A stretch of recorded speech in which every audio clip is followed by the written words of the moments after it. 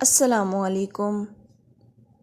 ایک وقت تھا کہ بارات کے دن دلہن کو چھپایا جاتا،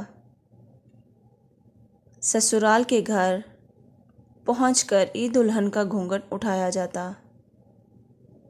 مغرب سے پہلے دلہن نئے گھر پہنچ چکی ہوتی، دلہن پر الگ سے روپ اور نکھار آ چکا ہوتا، سادگی اور حیا سے چاند کا ٹکڑا لگتی۔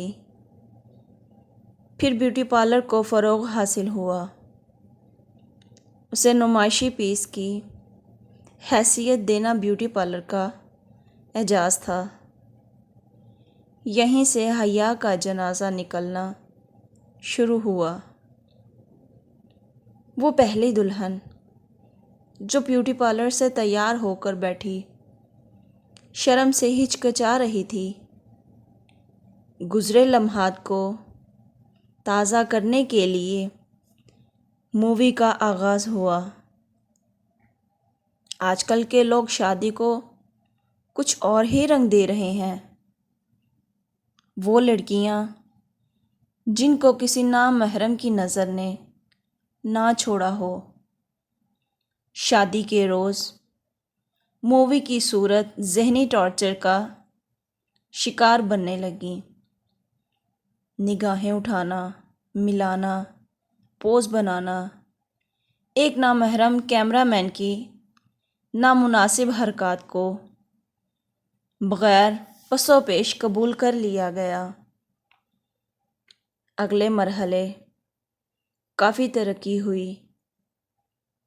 دلہا دلہن کو ساتھ بٹھانے سے ابتدا ہوئی، جو باہوں میں جھولتے جھولتے بہت آگے نکل چکی تھی۔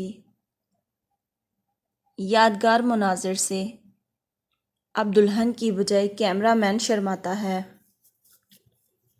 لٹو کی طرح گھومتی دلہن اب پرانی بات ہو گئی ہے۔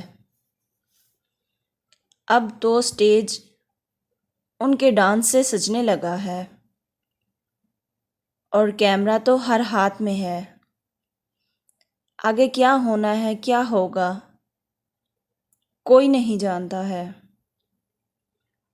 ہے کوئی بندہ باندھنے والا جو بے حیائی کو روک کر اس مقدس فریضے کو حیادار بنائے؟